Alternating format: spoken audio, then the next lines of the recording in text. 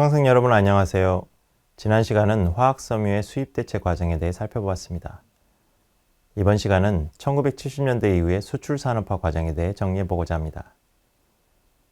1970년 6월 대통령 비서실은 화학섬유 공업의 시설 확장 대책을 대통령에게 보고했습니다.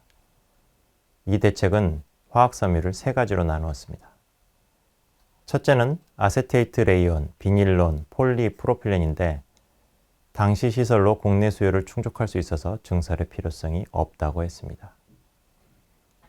둘째는 비스코스 레이온인데 필라멘트사는 국내 수요를 충족할 수 있지만 스테이플 파이버는 수입 대체를 위한 증설이 필요하다고 했습니다. 주목해야 할 것은 세 번째 부류인 3대 합성 섬유, 즉 나일론, 아크릴, 폴리에스터입니다. 대책에서는 이들의 시설 능력이 국내 수요에 비해 과잉인 반면 화학섬유를 원자재로 사용하고 있는 섬유 제품 수출업자들은 원자재를 주로 수입에 의존하고 있다는 것이 문제라고 지적했습니다. 따라서 강력한 정책을 펼쳐서 1969년에 30%였던 수출용 원자재 화학섬유의 국산화율을 1970년에 70% 수준으로 끌어올려야 한다고 했습니다. 수출용 원자재의 국산화 문제는 정부의 1965년도 수출진흥 종합시책에서 최초로 거론된 바 있습니다. 당시 정부는 수출을 늘리기 위해 수출액에 비례해 수출업자에게 조세 금융상의 혜택을 제공하고 있었는데 수출업자가 주로 수입 원자재를 사용할 경우 수출의 외화 획득 효과가 줄어들 수밖에 없었습니다. 시책은 이러한 문제를 해결하기 위해 수출용 원자재 생산자에게도 조세, 금융상의 혜택을 줄 수 있는 방법을 강구해야 한다고 했습니다. 실제로 정부는 1965년 3월 외환증서 발급 확약서 제도를 도입했습니다.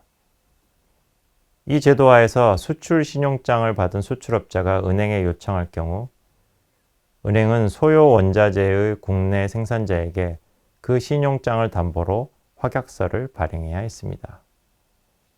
확약서를 받은 생산자는 수출 신용장을 받은 경우와 동등한 조세 금융상의 혜택을 얻을 수 있었습니다.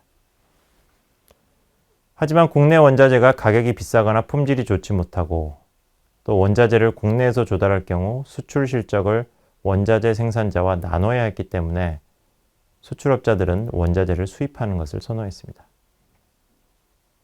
결국 상공부는 수출업자는 수출 실적을 모두 인정받고 원자재 생산자는 공급액만큼 추가로 인정받을 수 있도록 제도 개선을 추진했습니다. 이 제안은 재무부의 반대로 표류하다가 1968년 8월 수출진흥 확대회에서 상공부의 건의가 채택됨에 따라 9월부터 실시되었습니다.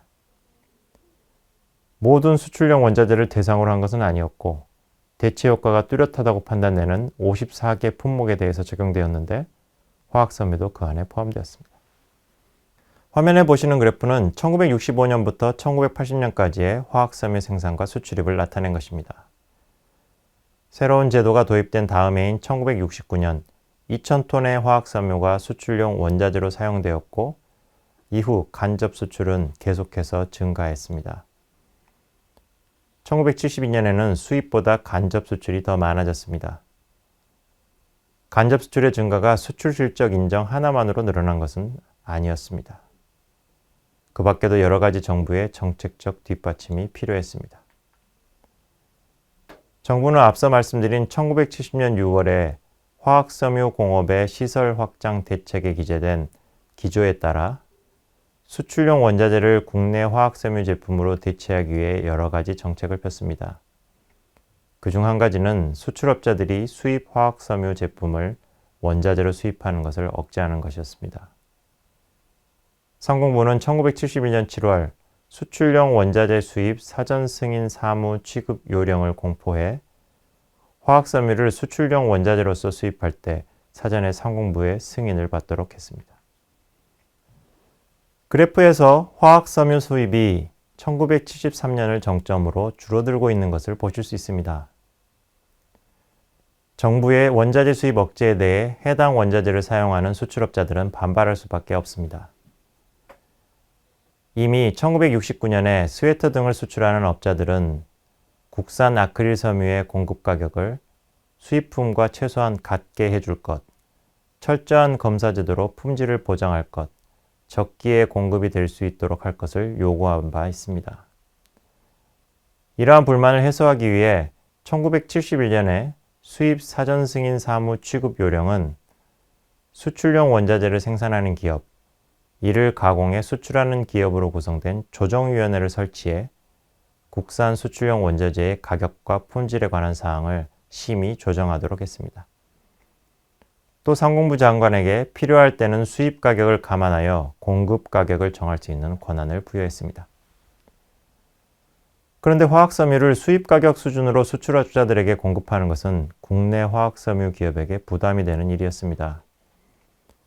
아직 선진국의 화학섬유 기업에 비해 시설 규모와 기술이 부족하여 제조 원가가 더 높았기 때문입니다. 국내 시장에서 높은 가격을 받아 손실을 보상하는 방법도 있지만 화학섬유에서는 그것이 쉽지 않았습니다.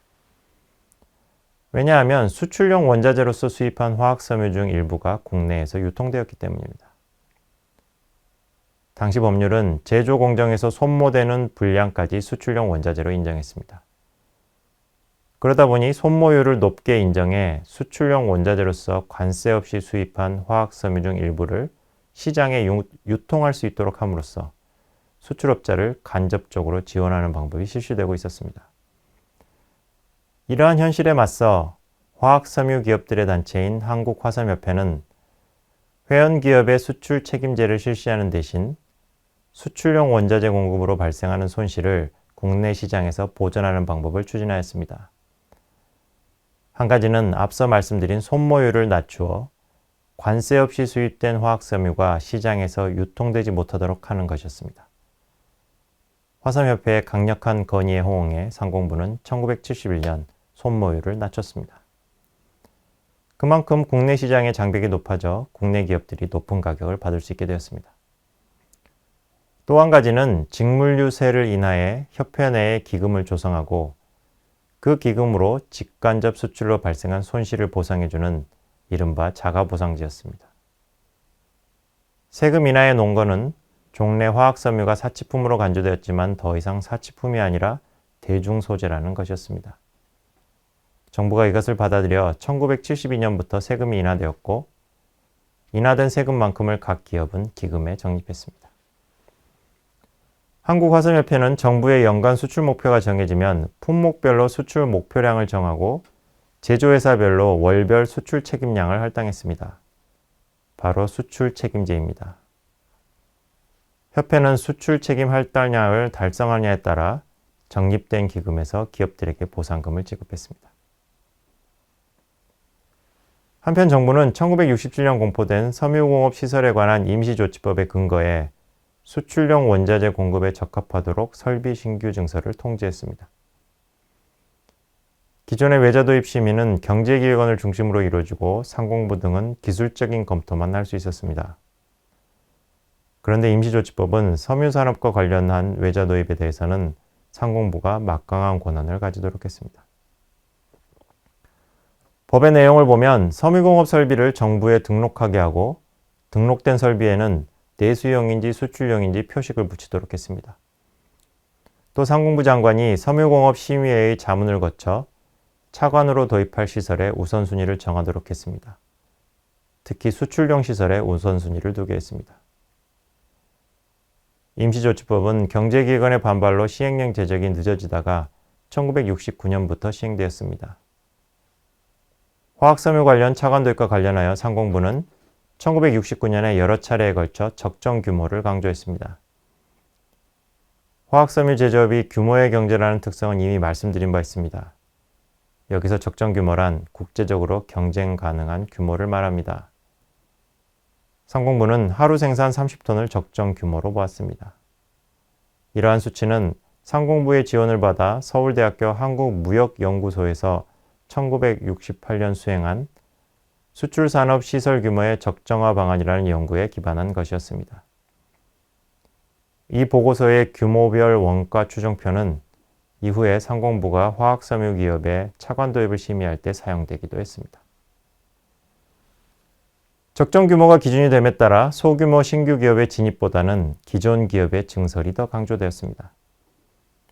또 임시조치법은 설비를 내수용과 수출용으로 구분하였기 때문에 상공부는 차관 도입을 통한 신규 증설을 허가할 때도 내수용과 수출용을 구분하여 허가할 수 있었습니다. 화면에 보시는 표는 1972년 1월 상공부가 공고한 그해 신규 증설 한도입니다. 내수용보다 수출용이 더 많은 것을 알 수 있습니다. 1973년 계획에서는 아예 내수용과 수출용의 구분이 없어졌습니다. 수출용만을 허가하겠다는 것이었습니다. 정부는 신규 증설을 허가할 때 직접 수출 의무를 부과하기도 했습니다. 즉, 수출용 원자재 수요를 예측한 후 신규 증설 설비의 생산이 그 예측을 초과할 경우 직접 수출을 할 것을 전제로 차관 도입을 허가했습니다. 예를 들어 1973년 신규 기업으로 허가받은 제1합섬에게는 생산량의 20%를 자가 소비하고 80%를 직접 수출하는 의무를 부과했습니다. 그런데 불경기의 여파로 제1합섬의 실제 직접 수출 비율은 1974년 48%, 1975년 24%, 1976년 12%에 지나지 않았습니다. 직접 수출이 잘 이루어지지 않아 제1합섬은 간접 수출, 즉 수출용 원자재 시장으로 생산량의 절반 가까이를 출하했습니다. 이 일은 수출용 원자재 가격을 크게 떨어뜨려 업계에서 문제가 되기도 했습니다. 그리고 수출 의무를 이행하지 못한 제1합섬은 감면된 세금을 추징당했습니다. 이처럼 직접 수출 의무는 1978년까지 각 기업의 신규 증설 차관 도입에 다양한 방식으로 부과되다가 1979년부터 폐지됐습니다. 화면을 그래프에 보시는 것처럼 1980년대 들어 화학섬유의 생산과 직간접 수출은 세계적인 불경기였던 1980년대 초에 주춤하다가 1983년부터 다시 증가 추세를 이어갔습니다. 1983년에는 세계 6위의 화학섬유 생산 설비 보유국이 되기도 했습니다. 화학섬유 기업들이 1970년대에 양적 성장에 몰두했다면 1980년대에는 질적 성장에도 힘을 기울였습니다. 1980년에 섬유공업 근대화 계획을 계기로 기업들이 기술연구소를 설립하고 신소재 개발, 가공기술 개선, 제품 차별화 등에 나섰습니다. 1980년대 말부터 나타난 현상은 간접 수출의 정체와 직접 수출의 증가입니다. 간접 수출은 1988년 70만 톤을 넘어선 후 1993년까지 70만 톤대로 정체했습니다. 그에 비해 직접 수출은 1988년 18만 톤에서 1993년 50만 톤으로 증가했습니다. 이것은 상대적으로 노동집약적 성격이 강한 직물업, 편직업 등이 1980년대 말 임금 상승과 원화가치 상승의 영향을 크게 받았기 때문입니다.